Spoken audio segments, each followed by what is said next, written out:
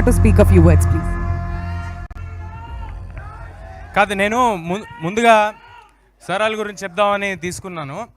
ఒక యాదృచ్ఛికంగా కరెక్ట్గా ట్రైలర్ లాంచ్కి 2 రోజుల ముందు నాకు ఏదో చాలా కోయిన్సిడెన్స్తో ఫోన్ వచ్చి శ్రీరాములు వారి అయోధ్య మందిరంలో నుంచి వచ్చిన అక్షింతలు మాకు వస్తున్నాయన్నారు. ఇది ఒక బ్లెస్సింగ్ లాగా భావిస్తున్నాం మేము. సో నాకు వచ్చి సార్ వాళ్ళు అక్షింతలు ఇచ్చి, సార్ మీకు మీ కుటుంబానికి మీ టీంకి చాలా బాగా చేస్తున్నారని ప్రశంసించి నాకు అక్షింతలు ఇస్తా అన్నారు. నేను తీసేసుకున్న తర్వాత కాసేపు ఆలోచించాను. అందరికీ రీచ్ అయితే బాగుంటుంది అనిపించింది. నా కుటుంబం చాలా పెద్దదని చెప్పాను.